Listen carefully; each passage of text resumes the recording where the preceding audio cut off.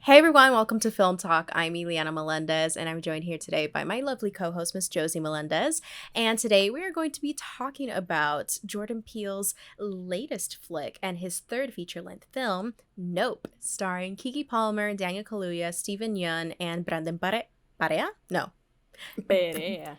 Perea, thank you. Brandon Perea, we're keeping that. Perea, not Perea. It's Perea. It's Perea with one R. We'll talk about that. So We gotta call him. We gotta get his agent on the phone right now. Oh my god. So we're if you don't know what Nope is, that just came out last weekend. Nope is a film about residents in a lonely gulch of inland California who bear witness to an uncanny, chilling discovery. And the tagline is, "What's a bad miracle?" And I feel like that would have been a tagline for, like, Eraserhead. So I think that's funny. I mean, honestly, no, I was thinking about this the other day because when I watch Jordan Peele films, number one, I hate that people keep going like, oh, it's so Spielberg.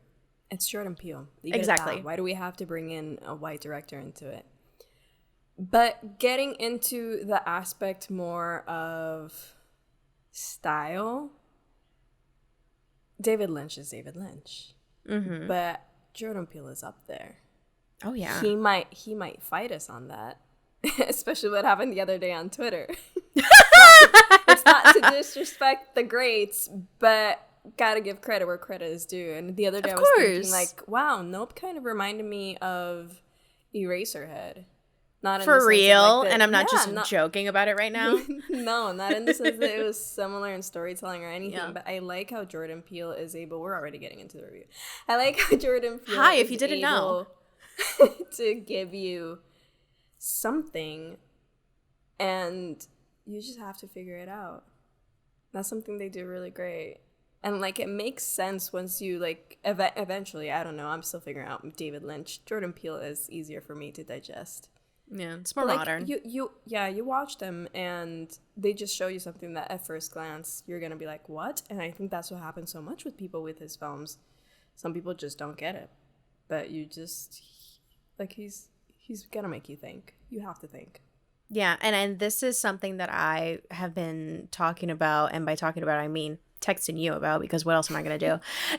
That Jordan Peele is very good at executing rather, at the end of the day, not so complex ideas. I wouldn't call them necessarily simple all the time, but, you know, sometimes Simple premise executed with a really, really, really interesting twist to it.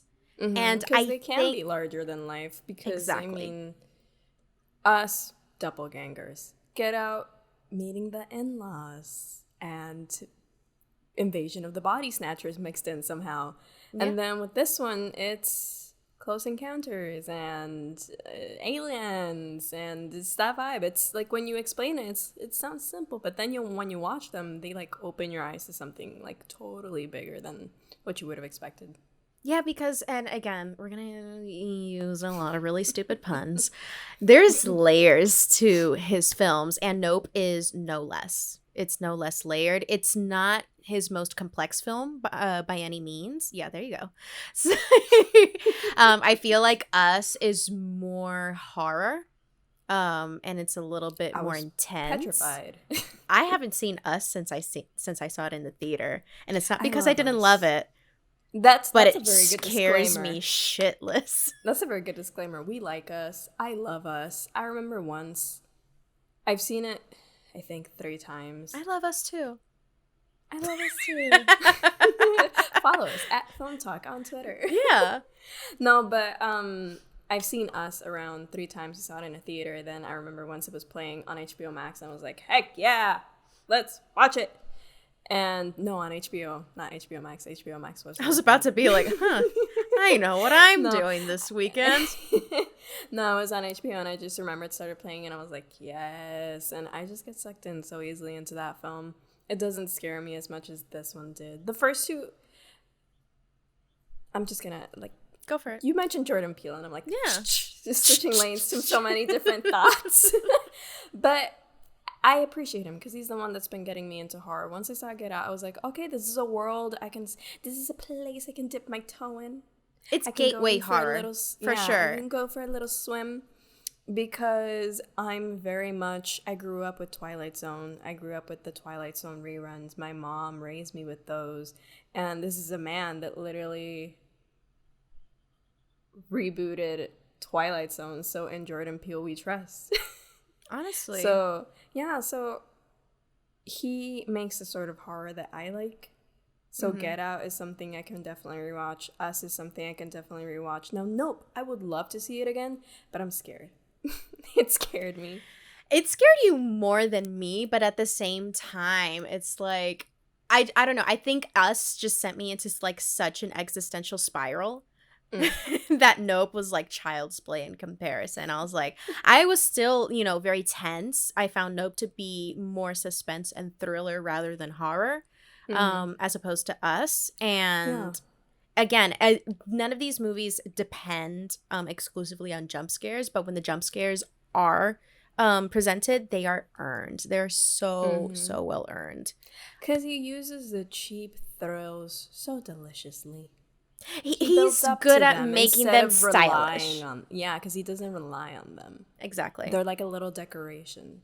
Like, it's a treat. It is genuinely a little treat. A little candy in a fruit bowl. So there we go. But yeah, Nope is definitely, I thought I got a lot of vibes, although I haven't seen this movie in a long ass time. I got the rush / thrill watching Nope that I did when I saw War of the Worlds, which is Steven Spielberg's film from like how many fucking years ago? Like 15 years ago. I know they're not the same film in any way, shape, or form, but the vibe, and when I say vibe, not that we caught a vibe, it's the connection between the human perspective to the alien, to the aliens, that whole perspective on it. And the way that it chills you is what I get with Nope. I found Nope to be pretty chilling. And it is. It's super chilling. It is a fight or flight movie. It shakes you to the core. Again, I put out a disclaimer. If you have anxiety, I have anxiety. Oh, yeah. Diagnosed and all that jazz. So if you are like me, like most people, like there are a lot of people that do suffer from anxiety, this film might trigger that, because at least it definitely made me feel claustrophobic a lot of times. And I'm not one to be claustrophobic, but it's mostly in the sound. I will give it to that. More than the visuals, it's definitely in the sound. Because Jordan Peele does this thing that I absolutely love, that it's one of my favorite aspects of Stranger Things, and it's why I like the show. Sound. Play with sound. The things that will irk you and disturb you, bump those up. Bump those up, and that's what he does. It's really good sound design, and the score is very intense. So, like, recently, I was talking about sound the other day, talking to someone about films and TV shows, and they were like, you really like sound a lot. And I'm like, I've discovered something about myself today. I mean, it's such a crucial element, honestly. It is its own storytelling monster. Yeah. And so many people are talking about it with this film, and it's with a reason. Yeah. I think, yeah. Yeah, no, real quick. There's a reason why, like, I've never seen Jaws. Call me a film poser. Ta-tan. But what do people remember the most from the film? The score. Exactly. You don't need to watch it to know, like, where the dun dun dun dun comes from, you already know, it's Jaws. And I think that's what they did so well with this film, which I don't understand why people are comparing it to Jaws. I get the aspect, like you're hunting something. Not gonna get into it yet. It is definitely that aspect of survival. It's definitely a movie that, again, puts you in fight or flight, with the, the end game of surviving. But it also explores a couple different themes, aside from the usual sci-fi alien survival, abduction, blah, blah, blah, blah, blah. All of that is there, yes. It turns it on its head. It's very subversive with our expectations of what, when you see the trailers, when you think, alien, UFO, sci-fi, abduction, it's very much X-Files. You think very X-Files. And you go in expecting that, and you don't actually get that. And but it's not a disappointment, but rather it's such a pleasant surprise, because the movie, weirdly enough, isn't dependent on the aliens themselves. No, and I really loved it because it was just, I think I connected with this one more because it has such an underlying tone of dealing with grief. And I think the most chilling parts were how easy it was to lose people, because that's the most terrifying part of life. How easily people can be taken from you, and that fear that then envelopes the characters. Like, they never talk about it, which is so surprising, because I mean, which is Keke Palmer's character, she mentions therapy, and I remember writing it down because I was like, that's so interesting, like seeing a Black woman talking about therapy. Because usually, like, especialmente con Latinos, it's like, we don't talk about that. That's white people-ish. Yeah. So to see her be so open about that, and like actually like putting herself first and caring about her well-being and trying to instill that in her own brother, was a very interesting dynamic to see, especially because Daniel Kaluuya is just so good. Obviously. This was such a contained role, and yet he was so expressive with so little. Because immediately you're like, okay, at least for me, I saw it, I don't know if that was his intent, but I saw it as this man who was hurting. I mean, that entire sequence where he was driving his dad to the hospital, that was horrifying. That entire beginning was so chilling for me. And then the way he copes is just by continuing to work as if nothing ever happened. And that was so relatable because I've been there. It was just one of those things where it was nice to see how Jordan Peele could craft such an emotional story underneath the spectacle of it all. And I don't think a lot of people are realizing that. Yeah, it's one of those movies where at first glance, again, it's more than meets the eye, and at first glance it's just, a fun, little sci-fi flick. And, there's nothing wrong with that, because it's still a well done sci-fi blockbuster, genuinely. But it's so good because you can watch it again and 2 or 3 times and then just keep getting more out of it, because a lot of people, and we haven't really touched on spoilers just yet, just in case you haven't seen it, but a lot of people have not really understood certain elements of the film that we're going to get into, like certain scenes that they're like, oh, this had nothing to do with the story, this could have been cut out, when it was actually crucial. But, not everyone is going to get it at the first time. At least I thought, watching it when we saw the very first thing you see in the movie isn't an alien, it's a monkey, it's Gordy. And the very first thing is just audio. I think that's why I'm so enamored. True. That's why I'm so enamored, because the first thing, you're just sitting there and it's just dark, and I forget if you're seeing credits or something, but yeah, I think it's just like you're getting it's just like Monkey Paw Productions, and you're getting some credits. Yes. It's just audio. Yeah. And I think, and I hate to mention it, but I remembered it now, so you can throw a tomato at me. I think that's what makes Infinity War so much better than Endgame, because Infinity War starts with just audio. Yeah. What you're just hearing, the Asgardians on the ship, and that makes That makes the intro of Oh, Infinity War so chilling. Because it's just the Marvel, and usually like with the Marvel logo, it's like you get really upbeat. But no, it was like, hello, we're under attack, and you're like, what the devil is going on here? Exactly. And it was that same aspect.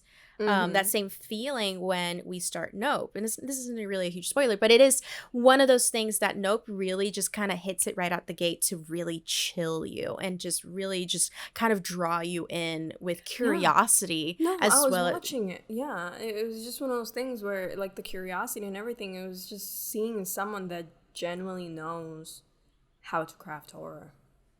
Like, he's definitely, like, clearly, I mean, he's like, please don't insult Carpenter. He's done the research. He's grown up with this. He loves it. Dude put an Akira clip in the film. He knows. He really did. He really did. That's been circling around Twitter for a hot minute, and honestly, it's great. It's badass. And you know, though you only have one female character pretty much in all of this. Yeah, that was my she's super complex. Yeah, she is a very complex and well-rounded character who has some badass moments. And yeah, it kind of makes up for the fact that she's literally the only woman there. But at least she's not one-dimensional. I know that's like setting the bar kind of low, but you know, not to beat a dead horse because everyone's been saying it. But Keke Palmer kills it. Yeah. No, she's really great. I just to get this out of the way, I really do wish we had used Barbie Ferreira more because I thought she was gonna have a bigger part. Right. She was promoted and it was basically just a cameo. Yeah. So I don't know if it was scheduling conflicts. I don't know what happened there. I was hoping for more because it would have been nice. A little more balance. Yeah, a little more balance. Also, like Latina. You would have had two Latina characters, as well as two Black characters. So it would have been like a cool balance because I don't want to get into the spoiler of it all, but and also Steven Yeun. Yeah, and you also had Steven Yeun. Yeah, basically all these balance. Characters had a good ending. Honestly, we'll get into it. But yeah, what's your rating on it though? Would you recommend? And who would you recommend it to? I think I left it at a 4 out of 5. I did too. But it's my third favorite movie of the year. I finally bumped it up over the Batman. I know, scandalous. I did that the other day because I couldn't stop thinking about it. And I'm like, I haven't had the urge to rewatch the Batman. I saw it 3 times in theaters. But I really want to see Nope again. I want to see Nope again, too. I liked what he did. It's not as clean as the Batman. In what sense? I think story. Okay. The plot for the Batman, like, you know where you're going. Even though it takes us a long time together, you know where it's going. With Nope, I do think... the title cards and everything set it at a different balance and at a different pace than the Batman's, but we can't really compare the two. But either way, like that was my logic. But then it's your list. It's your list. Yeah, you do whatever then I was you want like, with it. You know what? Nope is in my heart. I love Jordan Peele, one of my favorite directors. So clearly, I'm kind of biased in this review. A Peele shill. We're all Peele shills here. Yeah, but. Yeah, it's my third favorite movie of the year so far, and I think I'm going to leave it at 4 out of 5 unless I watch it again. Yeah, I think I'm definitely... it's one of those movies that I would get an actual physical copy of. And I'm just starting... I don't know if y'all see. I am just starting to collect DVDs again and physical copies of films, and I saw Nope, and I'm like, I want to have this forever. This is something that is definitely going to live in my collection forever because I just feel like it's an instant classic, which is something really cliche to say, but there's just something so timeless about it, which is something that's a really big element of Carpenter's work. Especially because I remember people, speculating that the film was going to be a period piece in like the early 2000s, but I think it takes place in present day, but it doesn't feel like that. I love how there's just enough to ground you in the present, but there isn't that much specificity that dates the film. Exactly. I think the only thing that really made it seem like confirmed to me, okay, this is in like at least the 2010s, is that they had touchscreen phones and like they had the security cameras. That's about it. That's like the only technology that kind of dates it for me. But other than that, I feel like the use of technology was very very intentional, obviously, and intentionally making it, you know, something that you can see at any point in time, and it doesn't really get you out of it. You don't see it and it's like, oh, this is like definitely, this is so 2012 or something like that. Like, no. I think it's very deliberate, obviously, in not only its setting, but the production design, delicious. That house. Ooh, we're gonna talk about that. But yeah, I also territory. Yeah, I also gave it a 4 out of 5. Yeah. Before we get into spoilers, quick thing: if you are not into horror movies and you're really easily scared, I think, you know, you were really, really scared. But I do have a coworker. Shout out to my coworker. I think it's good. It's mostly good. It's good gateway horror. Yeah, it's I specify if you have anxiety. Yeah, but if you don't have like major anxiety and you're really, really triggered by certain these like claustrophobic scenarios, you will really enjoy this movie, because like I recommended it to my coworker. She was like, I get scared super easily. I hate horror. But I'm like, dude, trust me, you're going to like it, because it's not, you know, it's not super horror specific. It's just very sci-fi. And like we went back into the office and she was like, I saw Nope. And I'm like, what'd you think? And she was like, I loved it. And that's what I thought. So take my word for it. If you're looking for something a little different to see in theaters, if you want to see something in IMAX, highly recommend Nope. Highly recommend an IMAX. But yes, your rating, sorry. 4 out of 5. Yeah, I already said it. Yeah. No, we're Gucci. It's okay. 4 out of 5. I would have given it 4.5, but I think it was literally that. I feel like the script and the pacing could have been polished just that little bit more, just a little bit, because it is a little bit slow in the first act and a half. Yeah. But again, I was enthralled. I was still enthralled. But that was just me. But I know that a lot of people were, you know, pointing out that it is a little slow to get to the point. But when you do get to that third act, shit, it's the fan, which we're going to get into now. Spoiler territory. What really just said, what did you see that had you clenching? So many things. So many. Yeah, when he was by himself at night and the lights were flickering on and off like in SpongeBob, and then there's that little critter standing in the corner. And hash-slinging slasher. The hash-slinging slasher is multiplied. And then it stood up, and this man in my theater in one of the back rows, I was closer to the front, so I just hear from the back, "Oh no!" and we just all started laughing. Because I'm pretty sure this was a grown-ass man just screaming, "Oh no!" And it just turned out to be these the kids of like Steven Yeun's kids, and I was like, heck nah, because it just stands in like twist. The little corner, and then one is behind him, and I'm like, this is a horror master, but. Yeah. I love the twist, though, that it wasn't actually the aliens. Like, we kept expecting the aliens. And they're like, not yet. That's the thing. I love that the alien was actually, it wasn't a ship. That was the thing. It was a predator. And I love that we went with that, because I don't, like, again, I've told you this, maybe I haven't seen enough movies, but I've never seen that be done before. So I really liked how we twisted it on its head. And the way that Brandon Perea's character is also, like, Ángel Torres, is also like, we've never seen you know, the government is always changing. Like, we don't really know. They change the names all the time. Like, we don't really know. Like, it could be a ship. It could, like, that could be the thing. Like, we don't have real proof because the government is keeping us from us, which honestly, that was really good foreshadowing. Brandon Perea is such a good, like, a well-written character. In the story, because like just with him from the get-go, once we got to that twist, I was like, oh, I should have seen this coming, because we got so many hints towards it, but they were just, they were just slick enough. Yeah.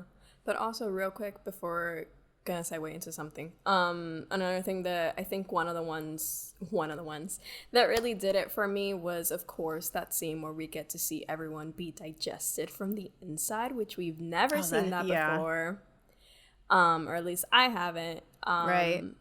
It was very claustrophobic and terrifying, because I think one of my biggest fears is definitely alien abduction. Interesting. That's a little quirky fact. Alien abduction. That's cute. I've never seen like the fourth kind of Locasea. The fourth encounter. The fourth encounter. Never. Yeah. I don't, because they out there. I don't. They out there. I don't mess. They out here. They out there. I'm here.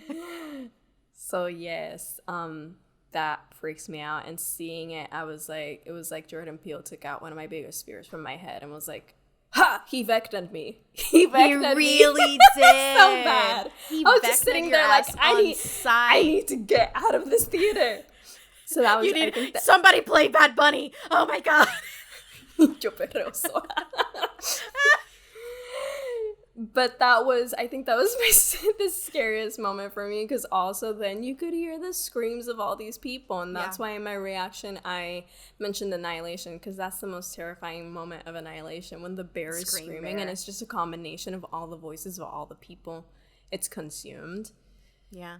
It just feels, back to the sound design, it's so uncensored. Mm-hmm. It's just so raw, because usually sometimes, horror, they don't sugarcoat, but they kind of censor certain elements. Like, oh my god, this person's getting their head chopped off, but we don't see their head getting chopped off. We just see the head rolling on the floor. No, you see and hear pretty much everything just uncovered. And that's the most chilling part. Because that's the most important. I think I learned this at a young age. Story time. I swear. Story time.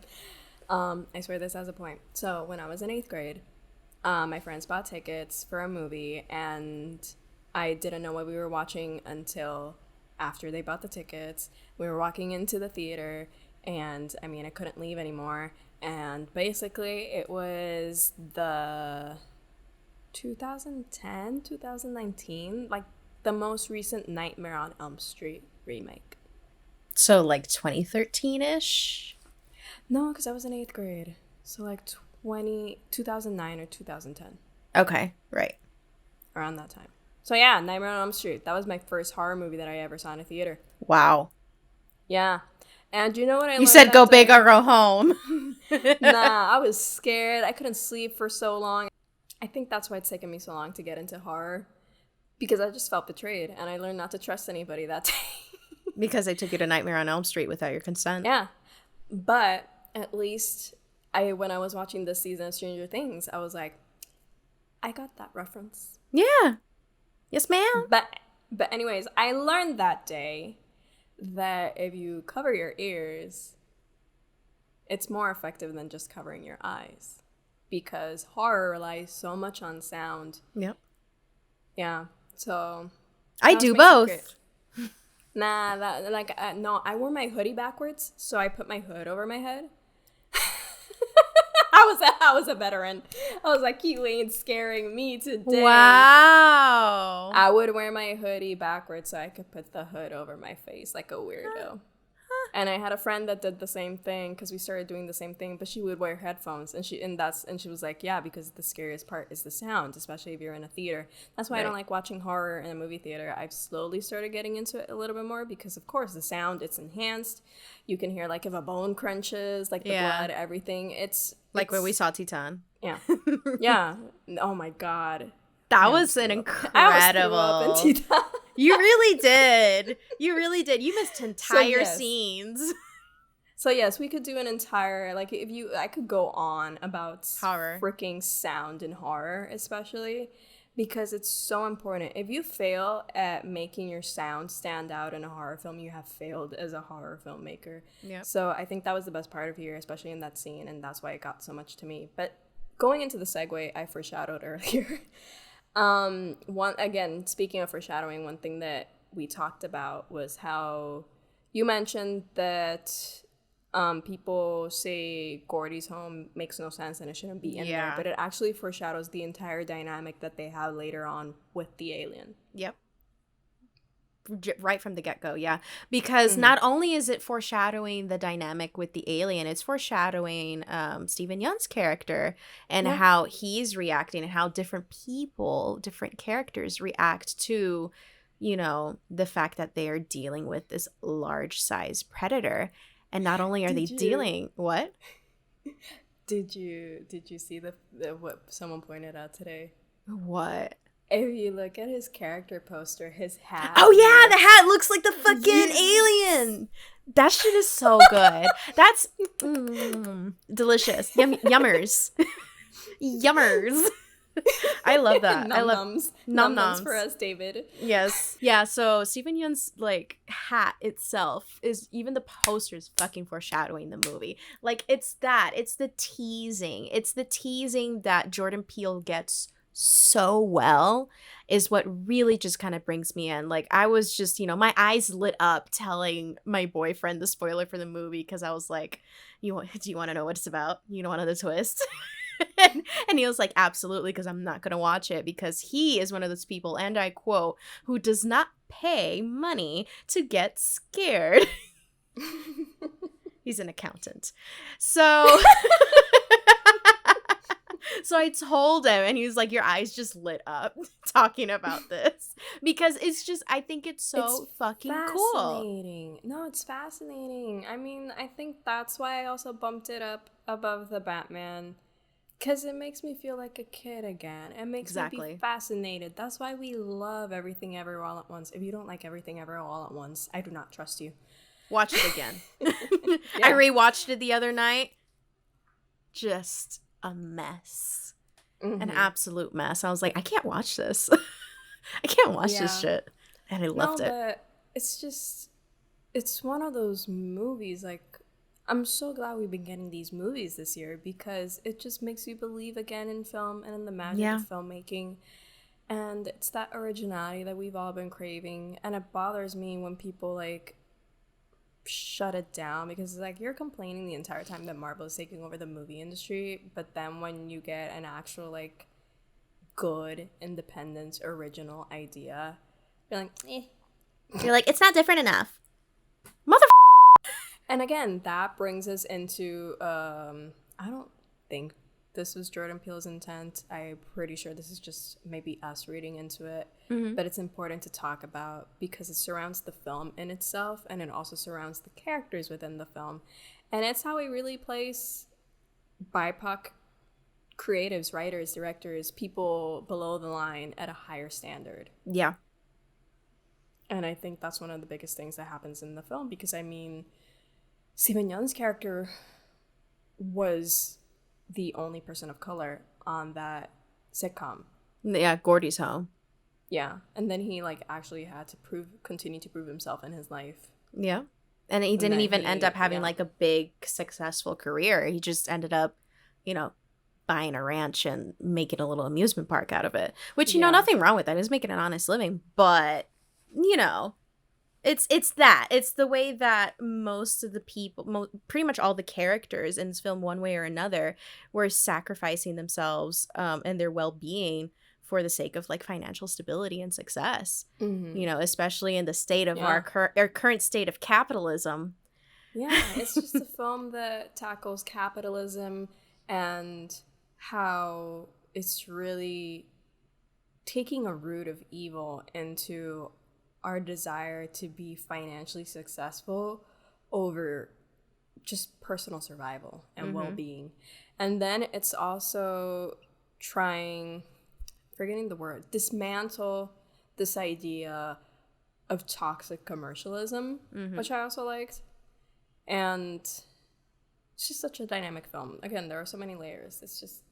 It's a really, you know what, as much as I think the script could use a little bit more polish, the dialogue is so clever. The dialogue is just wicked sharp. And there's, especially with Steven Yeun's character, I forget his name, but when he shows his collection, his like Gordy's home secret collection in his house, and how he's talking about how he like, the amount of money people are willing to spend to like see something macabre, something ridiculous. But also the entire scene just was so upsetting. Yeah. Because you just see him talking about the SNL recreation of the attack on set. That was a tragedy. And yet, like, he says it straight-faced. But again, the music and the score give you a hint as to the trauma behind the facade. His own performance. Yeah, his eyes tell you something entirely different. And even though they're not expressing any emotion, they're so empty. Yeah. And it's like he's trying to dissociate from the situation. Completely. Yeah, he's just purposely, because they, obviously Keke Palmer's character asks him, like, so what happened? And she wants to know what happened, and he refuses to talk about it. He just says, well, SNL skit does it way better. Yeah. And he starts like, talking about all the actors in the SNL skit, like in depth. Which is also such a horrible thing, because it also speaks as to how we make comedy and try to seek profit off of trauma. Mm-hmm. And he was forced to even profit off of his trauma. Yeah. So, like, are we reading into it, like, a lot? Perhaps. Jordan Peele watches this and he's like, it's not that deep. But, there is something Again, that's why I'm like, this probably wasn't his intention. But since Get Out, he makes things that we can take interpretations out of it. We can interpret so much out of it. And that's why I like his films, especially with this one, like the exploding fist bump. That part is also so. I'm so angry that people say it's not necessary, because I think it's so interwoven to the plot, and it creates some of the most chilling moments. And we're gonna keep using that word because they are chilling. I mean, you think he's gonna die with this primal act of self-defense, but also aggressive offense, where Gordy is just going off. Because again, why is like, this is why we shouldn't be abusing animals or using them for entertainment. And then you see that happen, and you see how it affects these other people, and then you see Jupe's survival instinct, and he's just under the table, but then like he sees it, but then that's also us. He's looking at us. Gordy is looking at us. And you think something's going to happen, but you're like, no, he survives until adulthood. What's going to happen? And then he gets shot.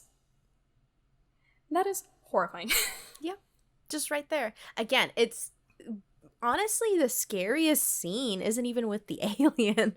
It's with the fucking monkey, honestly.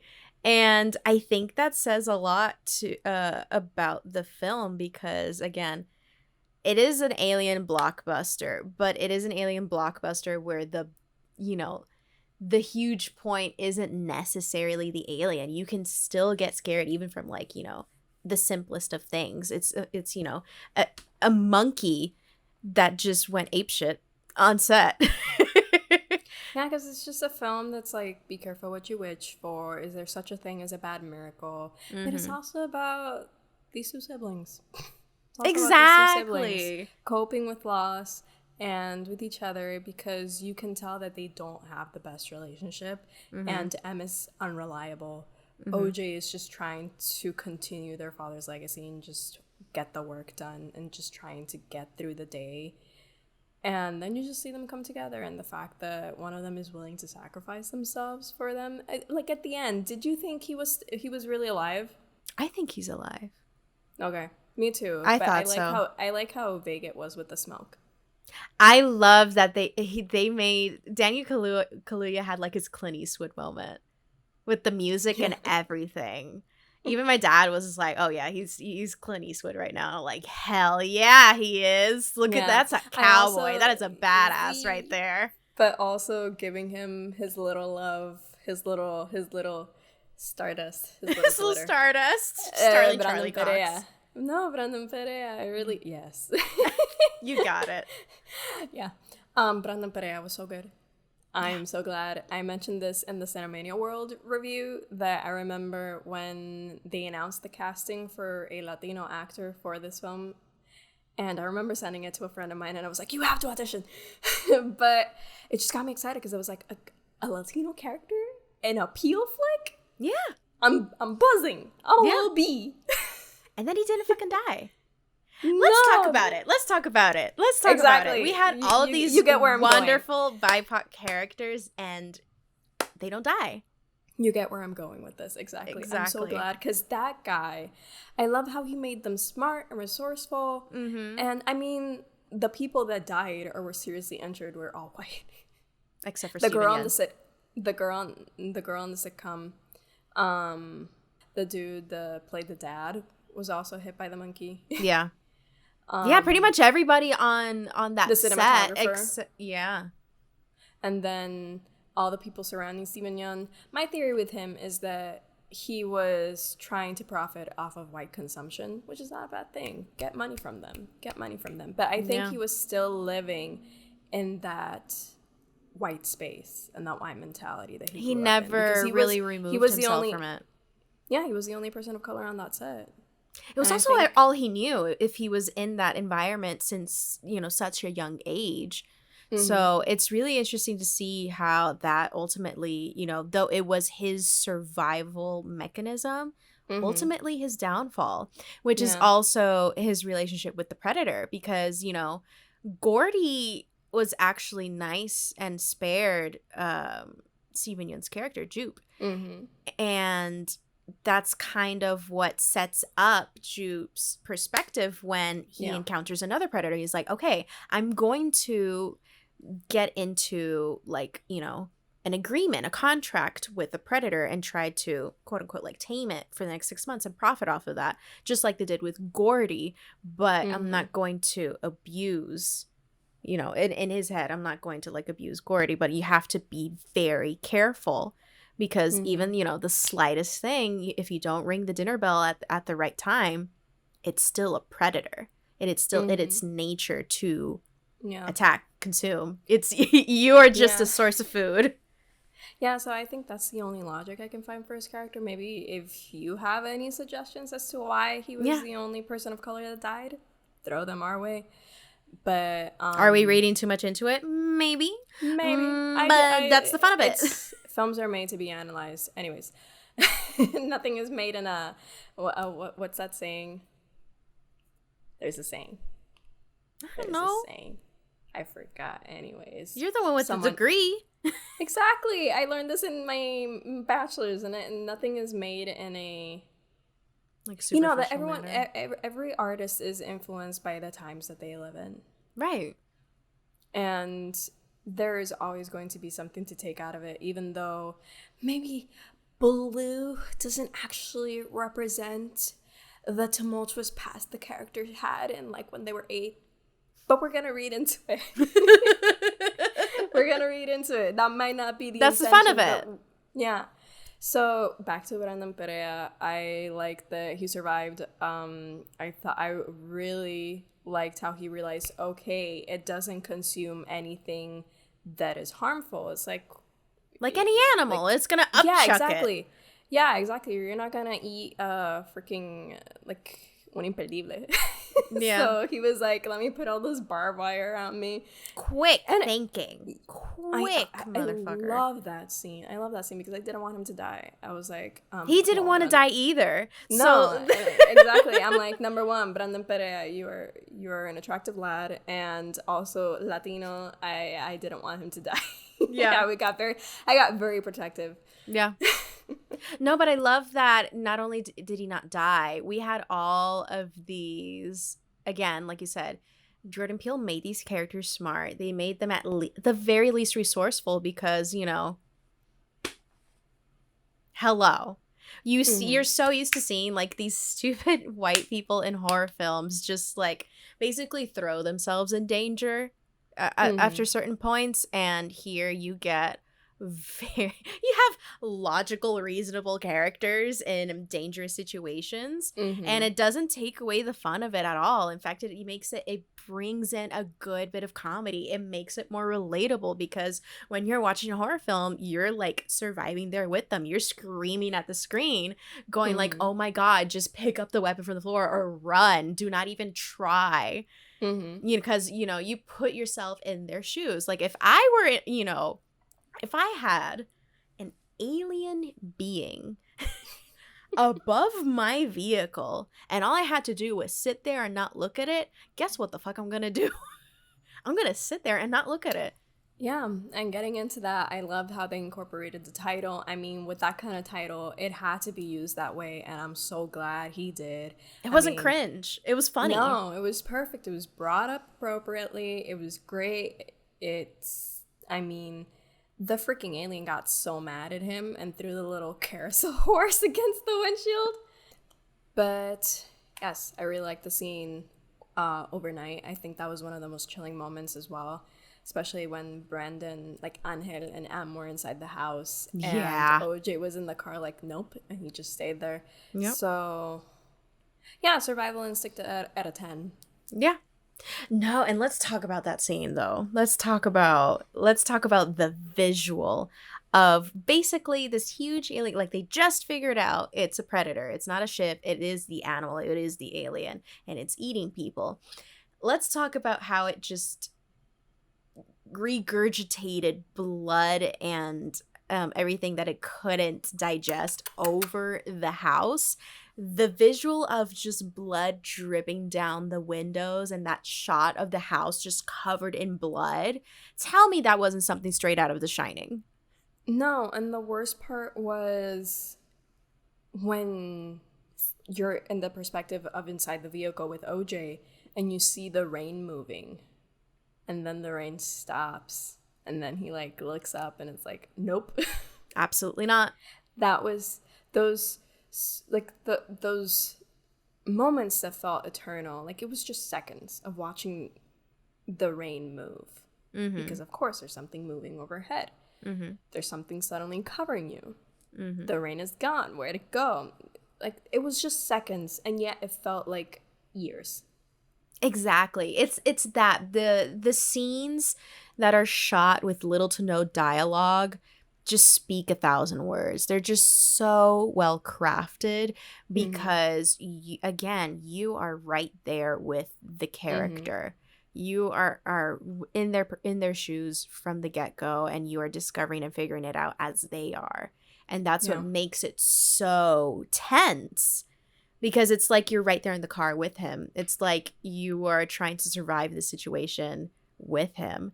And it's, I think that's what I love so much about horror, because I've been a horror fan since I was like little, which is probably not healthy, but I've been watching like horror movies since I was 8-9 years old. And my favorite theater experiences tend to be with horror movies, because it's just such an adrenaline rush. I'm just always such an adrenaline junkie when it comes to horror films. I love watching them in a theater. I love having that communal experience of just getting scared. I think there's just something really special about it, and I feel like Nope is no different. But again, Nope is like dipping your toes into that world. I wouldn't say watch It Chapter 1 as your first horror movie in a movie theater. Absolutely not. Do that if you're a veteran. I watched that one and I didn't get scared. Chapter 1 didn't scare me. Did you see Chapter 2? No, not yet. It's good. I like both of them. It didn't catch my eye. But Chapter 1 is better, but they're both good. I would recommend Nope. It's a good film. It's a good way to like get scared, but also it has its layers. It's not It's cerebral. It tickles your brain cells. Yeah. And it's not torture porn. It's nothing of that. It's just a fun time. It's honestly just a fun time. Again, our ratings are both 4 out of 5. We like the film. We recommend it. It's in theaters. go watch it. Go watch it. And if you love a good premium format, go watch it at IMAX. Sound Honestly, design, this film, like, exquisite. watching IMAX. Yeah. Very much exquisite. The VFX are also fantastic. Yeah. Very smooth, very premium. So if you want to see it on the big screen, like, go big or go home, honestly. But that's just me. I like, splurging a little bit, but you will enjoy it either way, even if you watch it in a smaller theater. Where can they find you, Miss Josie? You can find me at the Josie Marie on Twitter and Letterboxd.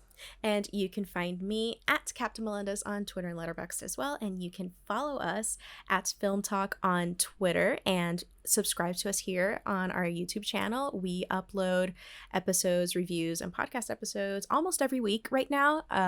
You can also catch our full-length episodes of our podcast Filmme Talk on Spotify. And you can even watch the video as well on Spotify. So it's pretty cool, I'm not gonna lie. And be sure to hit the notifications bell so you can be informed of all of our latest videos. And you can hit a like button if you like this review. Let us know in the comments what you thought of Nope, if you're still on the fence about seeing it, and what else you want us to go check out and review next. I think that's it. I think we've covered it. Go check it out. Love it. Bye. Bye.